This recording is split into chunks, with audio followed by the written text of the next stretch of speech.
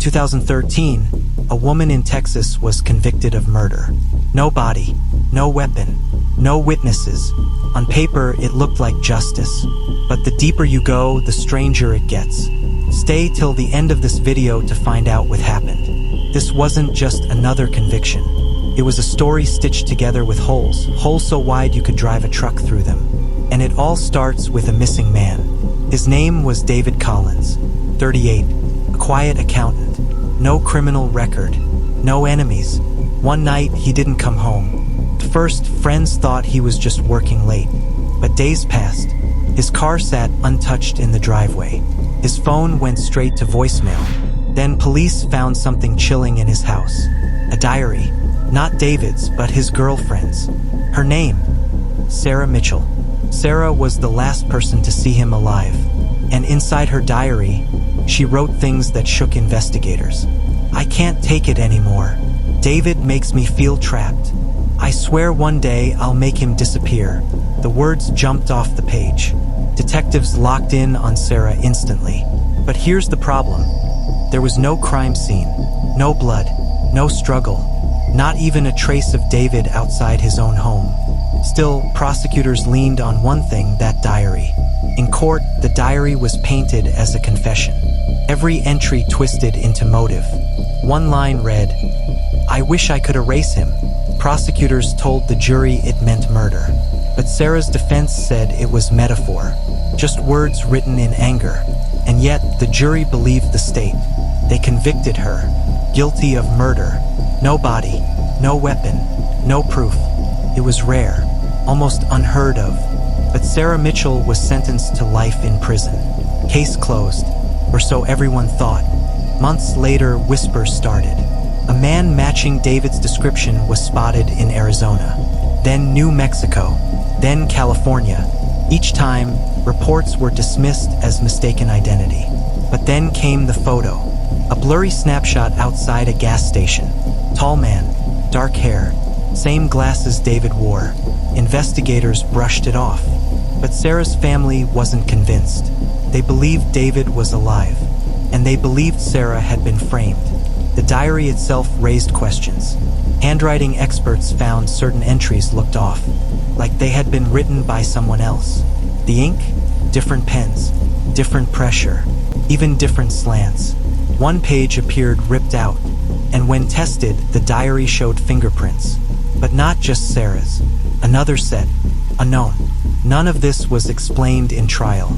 None of it was shared with the jury. It was buried. 5 years later, a prison chaplain met with Sarah.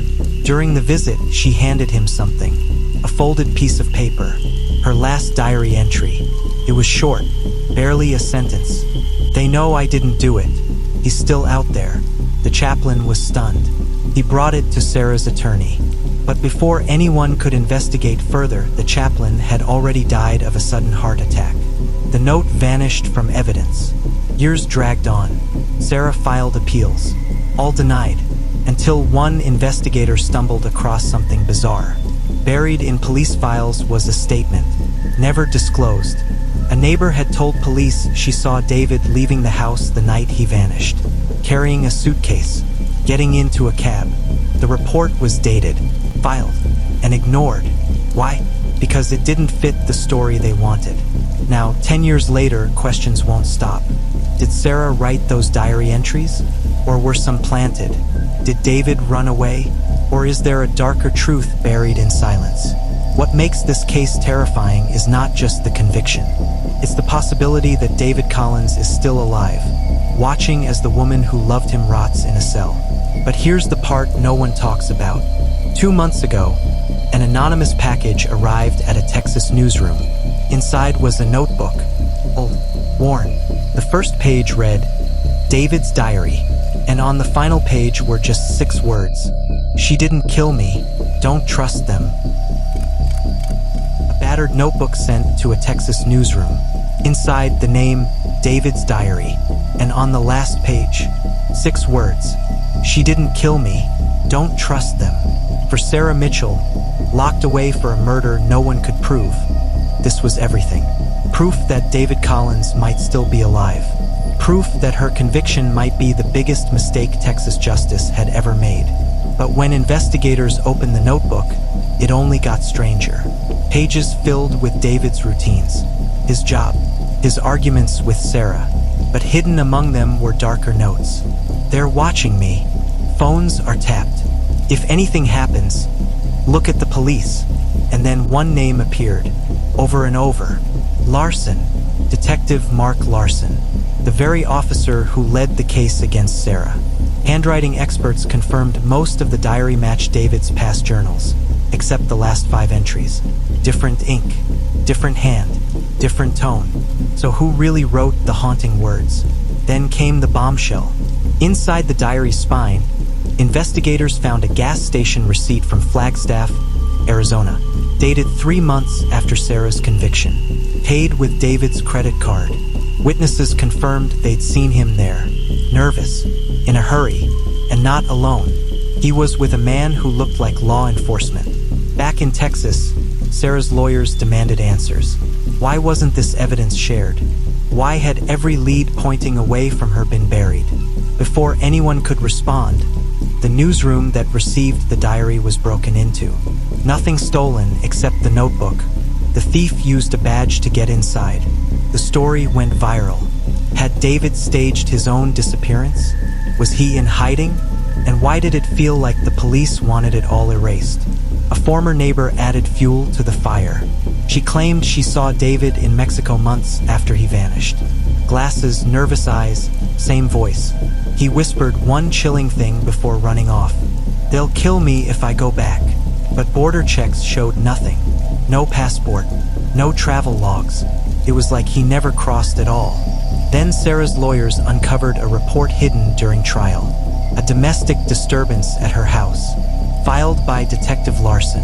David had told police he felt watched, that officers were following him.